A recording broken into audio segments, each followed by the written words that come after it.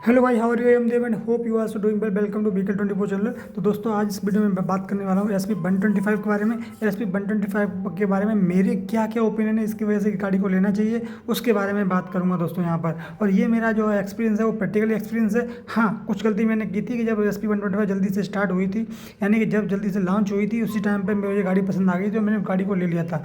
लेकिन उस टाइम पर मुझे कुछ दिक्कतें झेलने को मिली थी, वो बाद में दूर हो चुकी थी। मैं उसके बारे में बाद में बात करूँगा। पहले मैं बात करना चाहूँगा कि मुझे ये बाइक क्यों लेनी चाहिए। तो दोस्तों, नंबर एक, बाइक मुझे ये लेनी चाहिए क्योंकि आप देखोगे ये बाइक 125 सीसी की बाइक है, जो कि इसमें ना तो पावर कम है ना ही पावर बहुत ज़्यादा है।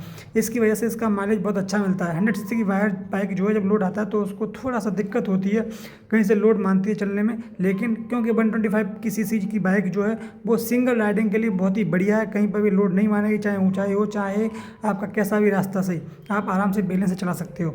तो पहला तो इसका पॉइंट यही है कि गाड़ी जो है औसत वेट की है, ना ही हल्की है ना ही भारी है, तो इसकी वजह से गाड़ी को हैंडल करना आसान होता है। दूसरा पॉइंट मैं बोलूँगा कि इसका जो माइलेज है वो बहुत अच्छा निकल के आता है। 125 सीसी में आपको ये 65 से 70 तक का माइलेज दे देती है। हाईवे पर इससे हमने 70 से 75 तक का हाईवे माइलेज जो है लिया हुआ है।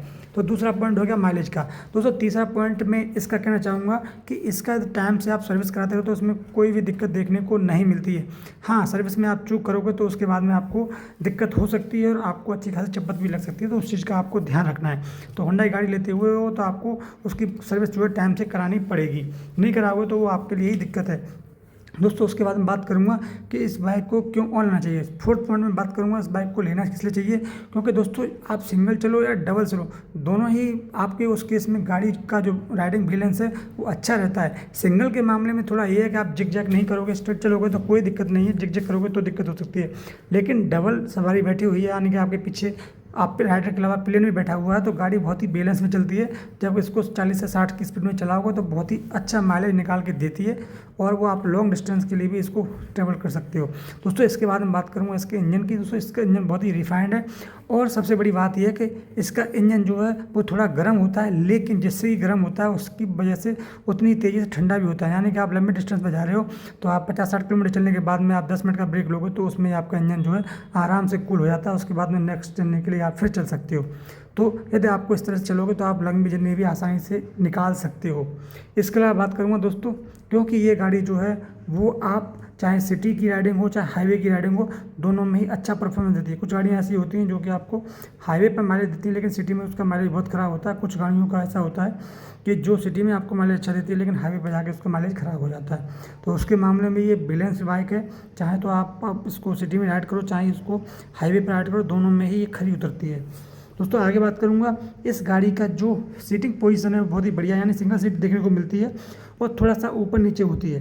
तो इसमें क्या होता है कि आप लंबे डिस्टेंस पर जाते हो तो जिस गाड़ी में आपको पोजीशन चेंज करने का मौका नहीं मिलता है सीट की वजह से, चाहे वो स्प्लिट सीट हो चाहे वो स्ट्रेट सीट हो, तो इस गाड़ी में आपको लंबी दूरी पर सिंगल पर्सन भी यात्रा कर रहा है तो उसके लिए अपनी सीट को आगे पीछे होने का मौका मिलता है।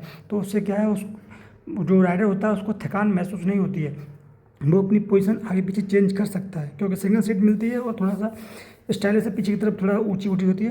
तो आपको यहाँ पे दोनों तरह का आनंद मिलता है। जैसे रेसिंग बाइक होती है उसमें क्या होता है कि आपको जो आपका बंदा जो आगे हैंडल की तरफ झुक जाता है, तो इसमें भी है जब लंबी दूरी गाड़ी में चल रहे हो तो आप अपने बैठने की पोजीशन उस पीछे कर लो, तो आपका जो सिस्टम है, आपका जो लुक है वो एयरडायनेमिक सिस्टम के अकॉर्डिंग आप आगे तरफ झुक जाओगे, तो गाड़ी जो है बहुत ही अच्छा बैलेंस करती है।